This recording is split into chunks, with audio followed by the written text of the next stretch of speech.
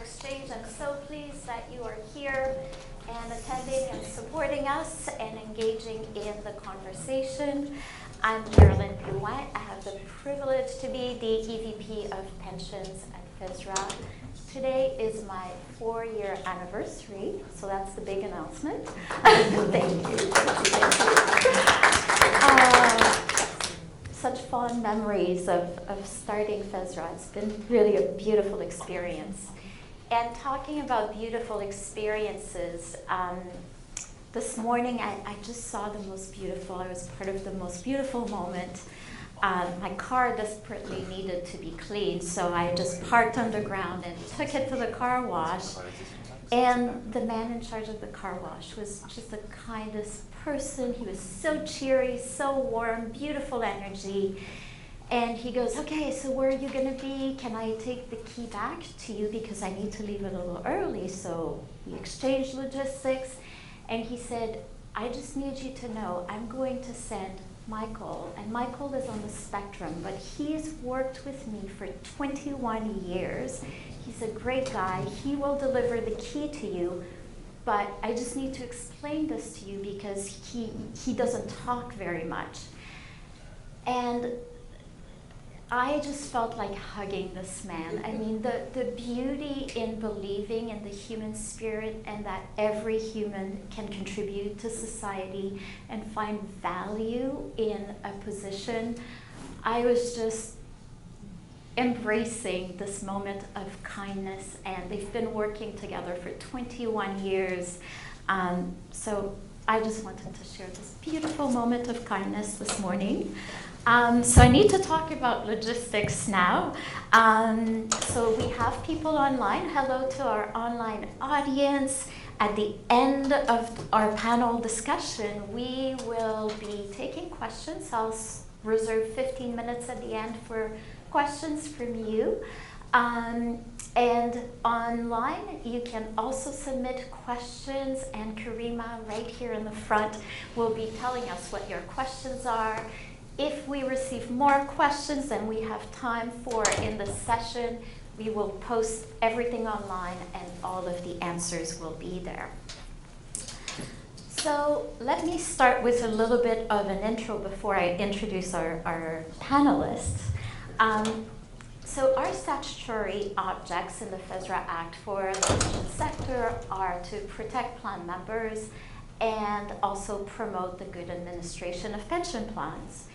And in the FSRA Act, we have a number of more general objects. One of them is around educating the public and promoting awareness about the sectors in which we operate and regulate.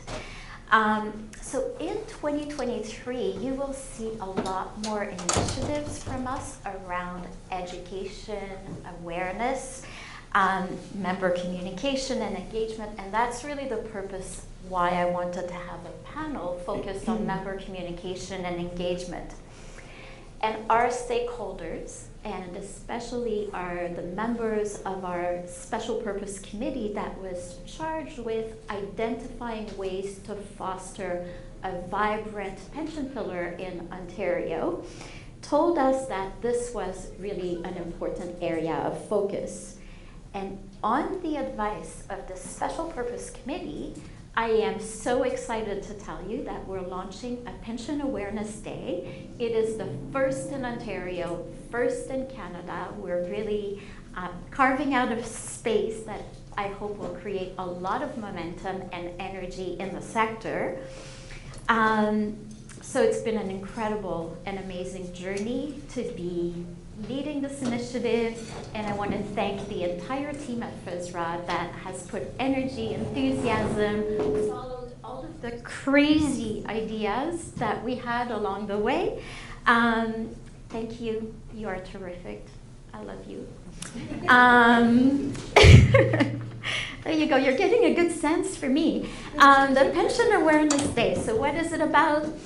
We want to encourage people to ask questions about their pension plan. We want to debunk myths about pension plans and retirement savings and the retirement system in Canada. We have a great system in Canada, so We want to make sure people appreciate it. We want to equip people with information and resources so they can make well-informed decisions about living well today and planning for tomorrow. So we want to get people really curious about pension plans. So we want to really create a buzz so that people can understand the value of a pension and they can ask questions of their current employer, but also a potential prospective employers, just like they would ask an employer whether they have a medical plan or a health and dental plan. So we want pension to become part of this questioning when they look at an employment package. This is launching February 16. I am counting down the days, and as part of the day, we recorded 4 podcasts with pension experts. The podcasts are called Pension Savvy. So I invite you and encourage you to spread the word and listen to the podcast. The podcasts are 25 to 30 minutes each. We will have a new page on our website with a lot of resources and links and information that is very member focused. There's also a promotional video campaign that will be all over social media, TikTok videos, and the intention with the TikTok videos is really to go and aim at the below age 35. So we really want to engage our youth to start being interested and asking questions. And my oldest daughter is 26. I know. She's 26, and I'm so excited I talk about it with her, right? And she's an entrepreneur. She doesn't work for a company. She owns her business. And it's interesting because when I talk about this initiative and the podcast, she asks the right questions, and they get interested, and that's what I'm hoping to generate, is a really good discussion among our communities and Ontarians. We are also working with our partners in the sector to help us really amplify the messaging and the efforts and spread the word. So we're really connected with a lot of pension plans, organization, the Canadian Institute of Actuaries, to really help us distribute the messaging and reshare our posts. So if you want to be part of it, please connect with us. We welcome the opportunity to share. I will stop here because I can talk about this for 2 days. So let me switch to our panel discussion now. So I am pleased to introduce you to George, Jesusa, and Kim. And what I'm hoping today is to be able to have them convey the value proposition of spending time, energy, and effort in engaging employees, members in their pension plan, and why that's important. So let's kick things off. Maybe you can each tell us a little bit about where you work, the pension plans that you oversee, what makes them unique, and what is your passion?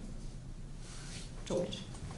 Okay, well, my name is George Turpey, and I work at Canada Life, and I'm not part of the Canada Life pension plan, but rather the products that Canada Life delivers to employers across the country. We represent, we have a defined contribution business where there are over 1 million members, over 10,000 employers, and about 60 billion in assets overall.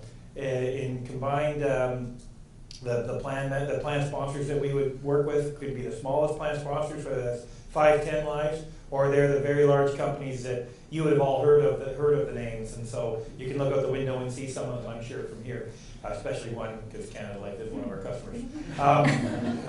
So that's my area. You asked me, what my passion is, and I think there's a lot of areas. If you ask people at work, what I advocate a lot for right now at work is accumulation solutions.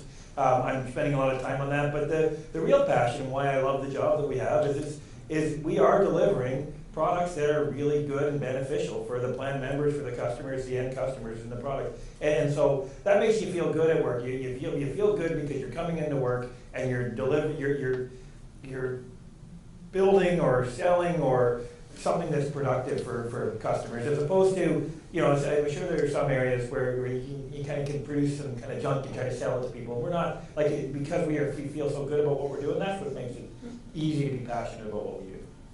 Lovely. How about you, Jasusa? Hi, I'm Jasusa. I am the VP of Member Experience for OP Trust. OP Trust launched in 1995. We have over 100,000 members and pensioners. And the plan is for the members that are OPSI represented and work for the Government of Ontario. We also have some agencies, boards, and commissions. And interestingly, a few years ago, we also launched another schedule of benefits called OP Trust Select. It is a plan for the charitable and nonprofit sector. So we were quite proud of that because that's something that is very unusual for these employees to have access to a pension. And an interesting fact on that is that 3/4 of the membership are female. And we know in reading the news that traditionally females are not as prepared as the males when it comes to retirement. So that's probably something that really resonates, I think, with us at OP Trust. We're quite excited about that schedule of benefits and being able to offer that to that segment of Ontario. What am I passionate about? This exact topic. I think that if you have been in our industry, we love to throw around all kinds of very confusing pension lingo. And I'm quite passionate about helping our members to understand that it's actually not that scary. It's actually not that intimidating. And it's really, really important if we can communicate and get past all of the lingo, that I think members will understand that they have an amazing benefit that they're a part of. So I'm very passionate about that subject. Wonderful, thank you. Kim? I'm Kim, I'm the CEO of TBIS. TBIS administers the pensions and benefits for the IBEW members in Local 353, which is the GTA, they're electricians. And what's interesting about our members is that they have a highly mobile workforce. So they could work for dozens of employers over their career. And their pension plan is referred to as multi-employer pension plan, also known as a target benefit plan. So these plans are not guaranteed by the pension guarantee fund. They are susceptible to reduction. Now our plan's never seen a reduction for pensions in pay, and we hope that that never happens, but that takes a special kind of communication. We need members to understand the kind of pension plan they're in. Their neighbors or their friends might belong to a pension plan that is a public service pension plan, guaranteed. They never have to worry that what they see on their statement is on their statement. They're in a highly mobile workforce where you don't have an actual steady employer throughout your career. We're unable to do that. So they negotiate contribution levels, and the employers really have no other obligations to the plan, and that's why it has that ability to adjust benefits downward, because there's no other levers to do that. So, and what I'm passionate about is really making sure, to the best of my abilities, that our staff and our members and our stakeholders have confidence and trust and understand how their pension plan works. Yeah, and I think you're highlighting, the three of you, is what we hear about in pension is each plan is unique, each plan has their own characteristics, and that calls for a little bit of a different strategy. So we've got George, where you're focusing more on DC type arrangements, retirement savings, Jasusa in a large public sector plans, and Kim with a multi-employer plan where benefits are basically negotiated in the contract. So tell me a little bit more about segmenting and customizing the engagement strategy for your plan specifically. So what are the unique characteristics about your plan, and how are you approaching developing an engagement strategy that will be effective for your constituents? George. Sure. Well, segmenting is obviously, very important for communicating with members. I mean, one of the things one of the advantages of defined DC plans is that there's a lot of flexibility to kind of adjust the plan to suit each individual characteristic. But in order to do that, you have to be able to, be engaged. You have to be able to recognize the information that you've got. And we know that all of our audiences are going to be receptive for different messages at different times in their lives. I mean, demographics is an obvious consideration. So we do have targeted messages. When people are 55 to 70 years old, they get messages that are more focused on approaching or in retirement, and how do you use your money to fund a retirement income. When people are early in their careers or much younger, they're going to get messages that really talk about the importance of starting to save early, the value of compounding investments. And then in the middle, between 35 and 55, say, you're going to have people who may or may not have started early, who even when they started, they probably didn't know where they were going to be 10 years, 15 years, 20 years later. Are they on track? How do they adjust their plan for where they need to be? And just reminding them of the importance, because they might be starting to, I don't know when this actually happens, but they might start to no longer be responsible for their children's finances. They might be finishing paying off their mortgage, and they can really focus on planning for retirement. And one other element that I do want to add to this is, because our plans are so different, because we have employers that might be small employers that have a lot of turnover in employees. We'll have others that have different levels of turnover. We have different kinds of members as well, and so we have to make sure that our communications are tailored for the type of employer and the type of employee with those employers at all times. So, I mean, I could of course go on, but I know we only have a little bit of time. So. Thank you. D'Souza. So you've talked about having a high concentration of women. Yeah, and so I think a lot of it has to be about how to make the language simple, approachable, and accessible for members. We do look at life events and stage of life, so we do member journey mapping, looking at segments of our membership and what they're interested in. And I'm just going to call it that pensions is not always top of mind. It is not a sexy topic when you are earlier in your career necessarily, right? That is something that you think is way off in the future, so it's hard to wrap your head around that. And at OP Trust, we often, put ourselves in knots thinking, well, why aren't they interested? Why? This is amazing. And so until they get there, I think we've understood that they just need to understand that they do have a workplace pension. It's a good pension, and that they need to reach out to us if they've got pension questions, or if anything comes up in life or in work that impacts their ability to contribute to the pension plan. So it's understanding who you're speaking to when, and when they're really going to pay attention. So keep it simple. Keep it simple. Right? That's what I'm hearing. You have a pension. It's a good pension. And we'll see you later when you're really interested. Check your benefit statement. Exactly. I like it. Kim. I back up maybe a little bit.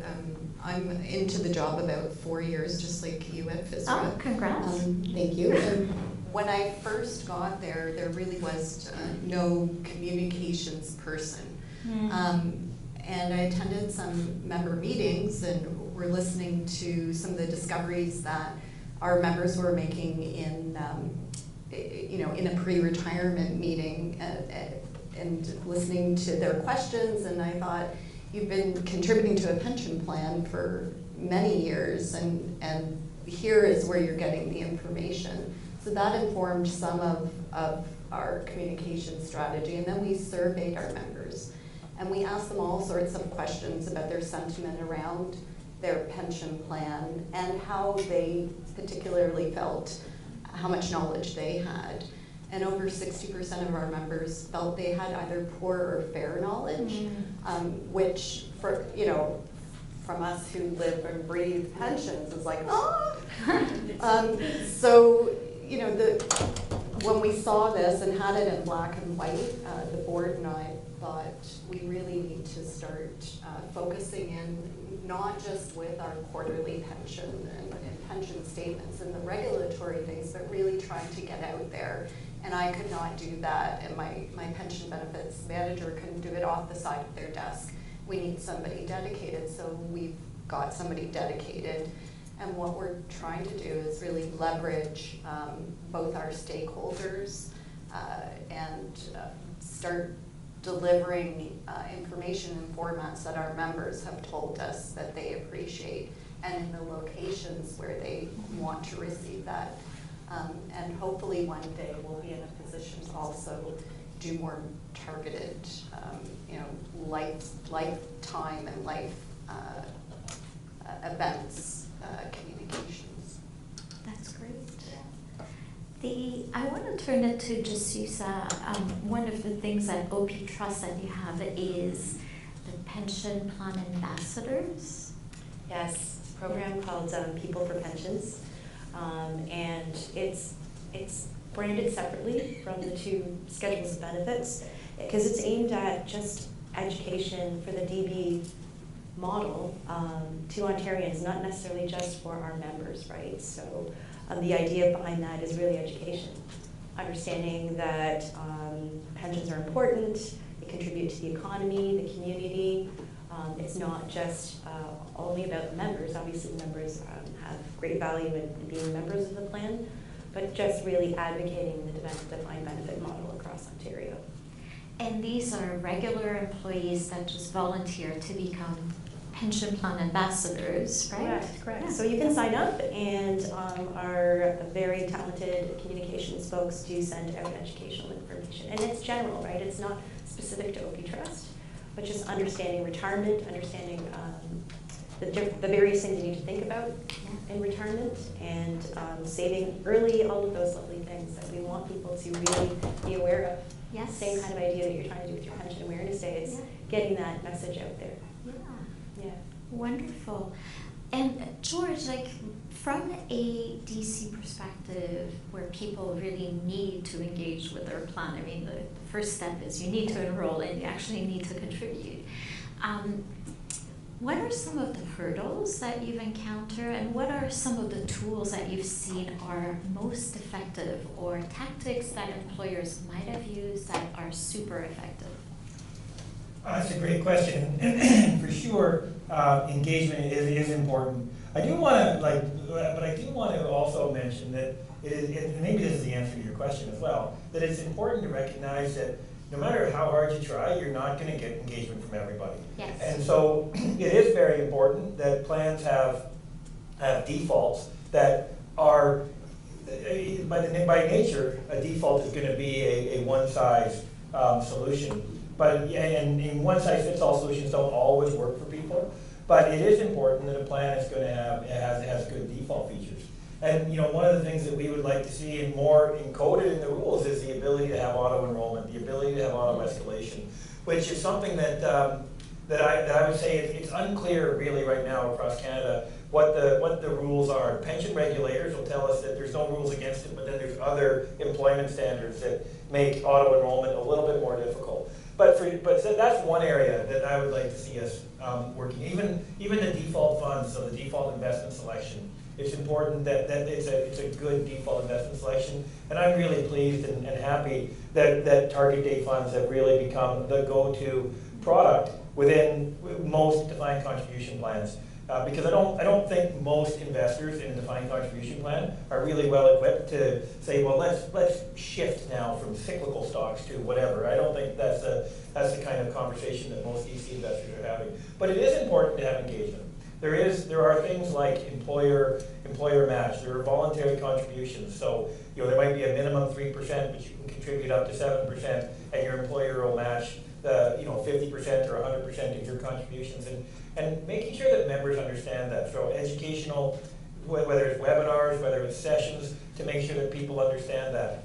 Another thing that we've done that's been really quite successful and really helped to increase engagement is that Canada Life, we provide both group retirement savings, but we also provide group benefits. And so we've really tried to, where we have the employer's business for both the group benefits and the group retirement, try to provide an integrated experience for the plan member.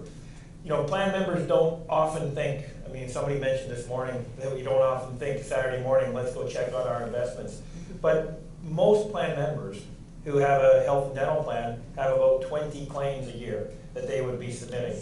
And so they'll go online to submit that. And we made it integrated so that when you go online and submit your health and dental claim, your savings information is there and it puts it front and center. And so that helps too. That really has helped increase engagement. We've seen the numbers on our site, engagement with our retirement savings site has really increased because of the integrated support that we've got there. So I think that those are some of the tactics that we would use to really help grow engagement. That's great. Kim, are there like any special, like I know you're earlier on your journey than just Susan and George, but you know, I'm sure there's a lot of people that are starting as well. You're not alone. Like anything that you feel was a positive contributor to getting the engagement and getting the interest? I think it's been helpful in just finding out where our members are clicking on our website, and you know, what information are they actually looking for, so we can provide more of it. Leveraging the union's social media channels instead of trying to run one of our own, given the time and energy you would need to put into it, and we know members are going there, so pre-writing for them and then giving it to them has been a good channel just to get the reminder out there that they have a pension plan and that kind of thing. Yeah, and again, I think just asking them when you have the opportunity, when you've got on the phone, tracking inquiries and understanding what they're interested in, so you can give them information that's meaningful to them. Yes, so both of you, George and you, are highlighting the power of data analysis and evidence-based and linking everything back to the prioritizing the communication efforts. I'm just wondering if I can turn it over to our audience to see if there are any questions from our online participants or any questions from the audience. Yes? My name is Murli Naran. I work with people on advising and helping them to invest and so on.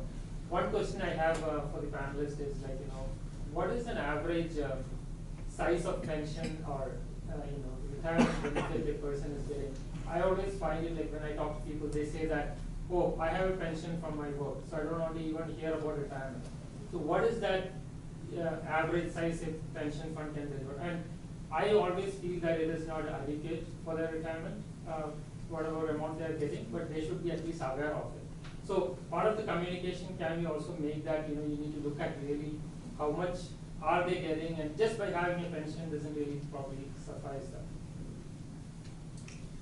I'll start, but I'm not going to answer the question exactly because I don't have the answer exactly, but I do have some answers. And just in case there are people listening online, you might not have picked it up on the microphone, the question is around what's the average pension and how do people understand what it is that they're, this isn't what I'm going to answer anyway, but how do people understand what the, how that pension is going to help them when they're in retirement? And so I think it's a great question. I think it's a great question in particular for defined contribution plans. Now for us, it's very difficult to say what the average pension is because we are a record keeper. Somebody might be with an employer for 10 years and they might be with another employer for 10 years and we'll have the pension for the 10 years that they're with the employer that's our customer. So we couldn't tell you what the average pension is, but helping people understand how their balances translate into a pension is very important for us. People will take a look online, and a defined contribution tends to look like an accumulation or a savings account. You'll look online and say, I have $150,000, I have $200,000. And a lot of people will look at $200,000 and think, I have a lot of money. But you don't really recognize that $200,000 is not a huge pension. It's not bad. Like, don't get me wrong. It would be nice to have. It's nice to have something that might generate $1,000 a month of pension, and when you combine that with other pensions that you might have, that's a significant contribution. But it's helping people convert that amount to a monthly dollar amount, and that's one of the tools that we would make available on our website to help make sure people understand what this is going to mean. Because people don't think of their pension in how big is their pile of money. They think of I think most people think of their pension in terms of monthly income, because your expenses are monthly. You pay your rent or your mortgage or your insurance, you pay it monthly. You pay your hydro bills monthly. And so I think that that's the way people would think. And converting the lump sum dollar amount into a projected income is very important for us. Good. Yes. I'm a bit of an outsider, I'm a financial planner. Hi. And while working with my customers for 20 years, I can tell I haven't met a single one yet who knows what their pension is.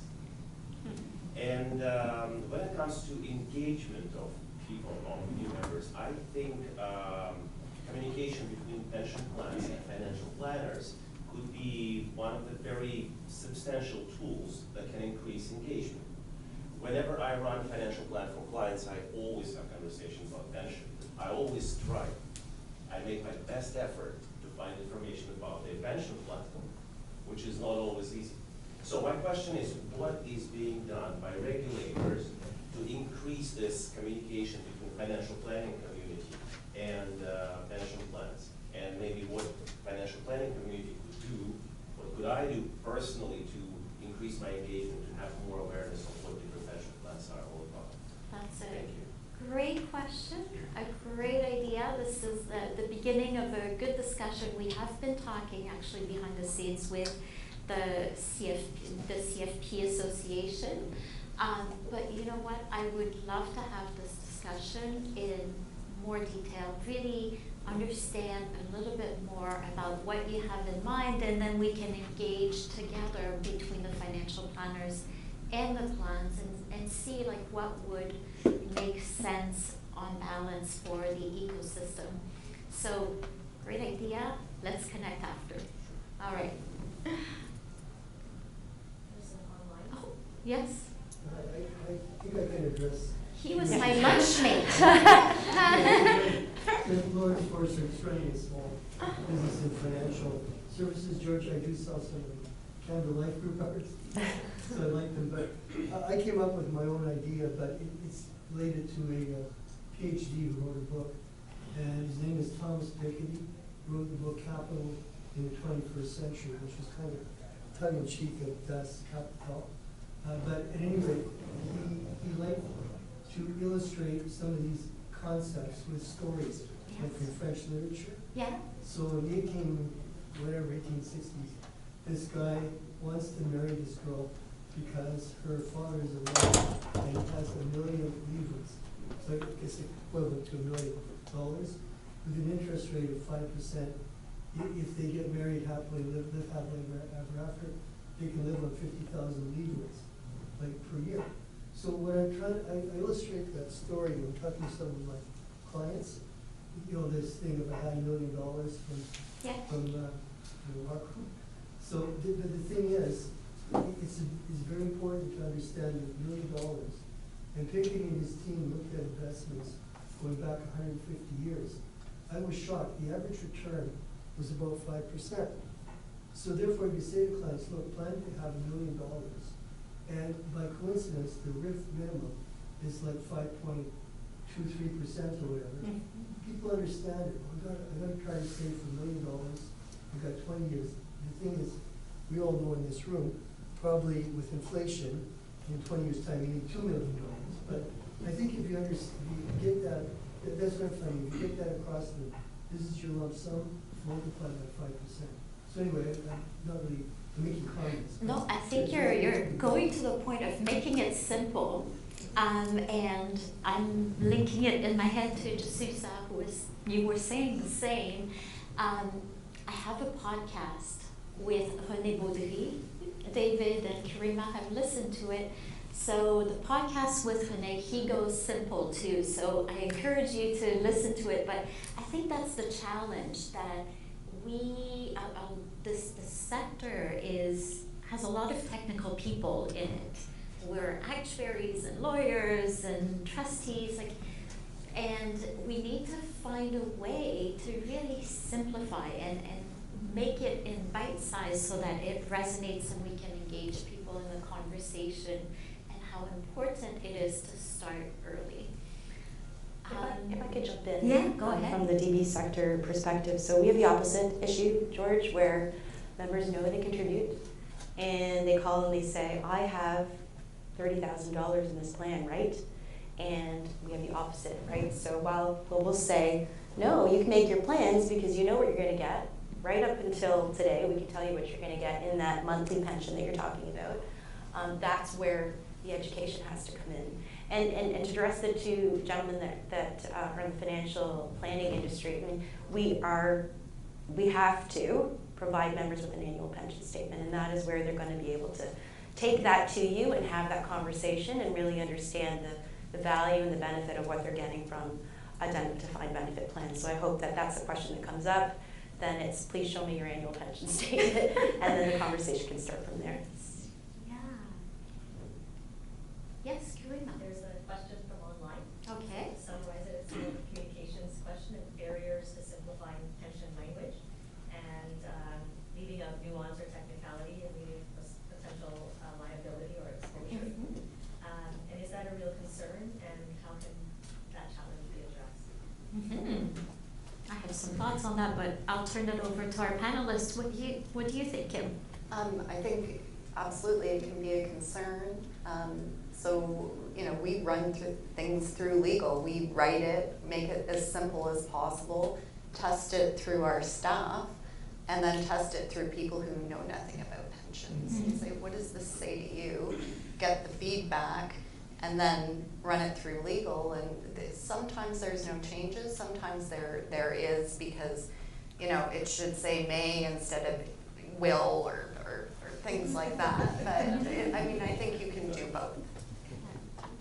How about you, Susan? Yeah, I'd say it's a balance between what we must say to pass our legal and policy business partners versus not getting them lost. So it's one thing to have a law and a regulation that protects the member, but if they get so confused, they don't even understand what we're trying to protect them from, then we kind of miss the mark, right? So it's often a challenge, but it's a good discussion on how do we make sure some of that legal information is there, but we highlight the things that they need to know in plain English so that they don't have to be an actuary or a lawyer to understand what the heck their benefit looks like.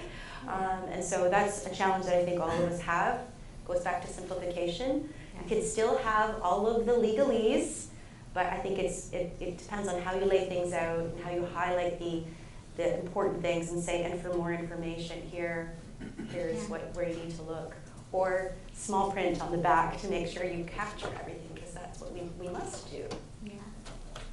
How about you, George? Well, it is a great question, actually. And just yesterday I had a call, because we're providing feedback on a provincial proposed regulation that's not FSRA, and there's so much there. And one of the comments that I was sharing with the lawyers is like, if we provide all of this stuff, people aren't going to read it. And so it is, how much do you provide, and how can you communicate, you know, in simple terms and not over communicate. There was an interesting point that you made in the question, though, about you know, if you're too simple and you don't really describe how the products are going to work, then are you exposing not only yourself to the company, the organization to risk, but also the member to risk? Because, you know, if they see something that says that, oh, you're projected to have $1,000 a month at age 65, but then at age 65 they have 750. You know, why is that? And did they expect that? And how are their plans? So you have to be careful about that. And one of the other things, I meant to mention this when we were talking about, you know, targeted and segmented communications. One of the real benefits of segmented communications, instead of just massive, broad swath communications, is that you can target a communication for people that are approaching retirement, and you don't need to talk about some of the stuff that's not relevant to that particular audience. And that's going to help people as well, because it is, you know, if you get a 2-page document in front of you, you might read it. If you get a 6-page document in front of you, you might say, I'll read it later. And we all know what that means. Yeah. Yes. Thank you. Good point. Any other questions? Yes, Joseph. Hi, I'm board member, just for disclosure. I was also president of Standard Life Insurance Company, so we had a sizable group pension operation for Manulife. Bought the company 2 years after I left.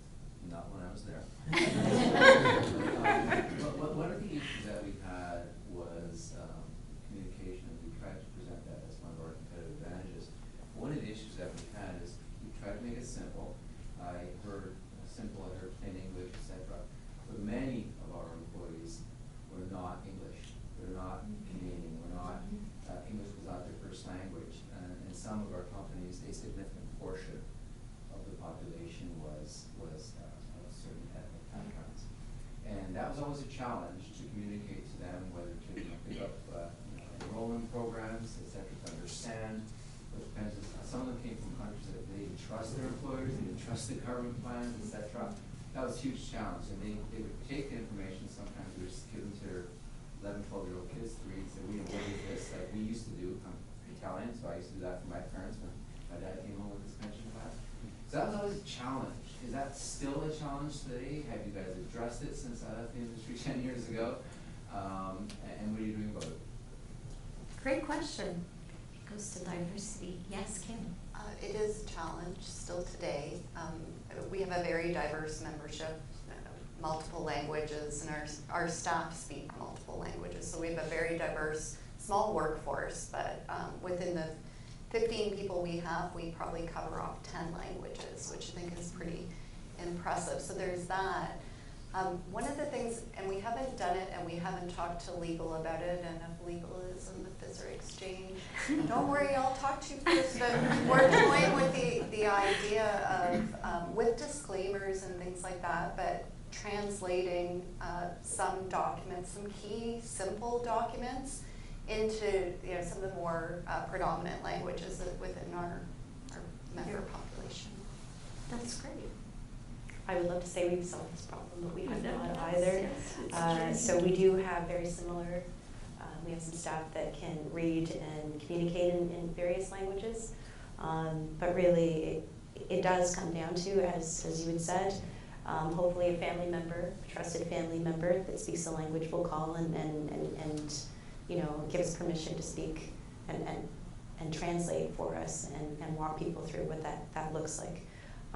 This is the beauty of being in Toronto and in Canada, and that it is a challenge that continues. And I'll add a couple of remarks. First, thanks for asking the question, because I think my answer might sound like a commercial. It's not meant to be, but that's something that in Canada Life we take. We have customers all over the country and from all sorts of different backgrounds, and it is difficult. It's difficult to keep up. I mean, it's difficult to get everything in French and English, which we by statute we have to have everything in French and English, and so that can be challenging. But we also, and it kind of gives me a chance to talk about, there's many different ways of engaging with plan members, whether it's digital, whether it's written. We also try to make sure that we have the ability for plan members to call in and speak to a person. And so we have this one role, the health and wealth consultant, where all plan members have the ability to call in and get personalized advice on their retirement plans. And in that particular area, we've got now 32 languages, I think, covered. In fact, and we got our first, I don't know how to do this over the phone, but we got, I'm sure I know how to. We hired our first person who speaks American Sign Language, who can communicate with plan members that way. And so that's helpful. Now that's going to be it's not going to be necessarily easy to maintain, and it doesn't answer every question, because we don't send out client statements in 30 different languages. But having the ability for plan members to get support in the language of their choice is very important. Well, I love the question. From our end, in the Pension Awareness Day, this is the very first campaign at FSRA where we're investing in multicultural ads. Karima, I don't know how many languages, can't remember, but Exactly, but there are a number of languages, but it speaks also, Joseph, to the ESG priorities, and so we're refreshing the strategy for the board. Our board member is giving us some ideas. I think this is a really important component going forward, so thank you for saying that. Any other final question? One more. Yes? one more online, if there's. Yeah, one more. You go. Okay, so many plan sponsors have members across provinces, and has there been talks to have Canada-wide Pension Awareness Day through ECPM or others? Well, that might be year 2, year 3. I know that the hardest thing about the Pension Awareness Day was just to keep it small enough, impactful enough, so that we could get out of the gate. ACPN is involved as one of our partners, so are a lot of other associations. And I can tell you that my sense is they really want to take this national next year, which is super exciting. but I really wanted to have a learning phase with the first campaign in Ontario. So I welcome your feedback as usual on how you think the campaign was designed, what we could do better in the years ahead. Together, that's how we make the ecosystem stronger. So with that, I'm going to say thank you to George, Susa, and Kim for participating in this discussion. I'm very grateful. Thank you for all of you for joining us to the FSRA Exchange and coming to the session. I hope it was meaningful. Thank you to everybody who's online for joining us as well. And with that, I am going to wish you a wonderful rest of the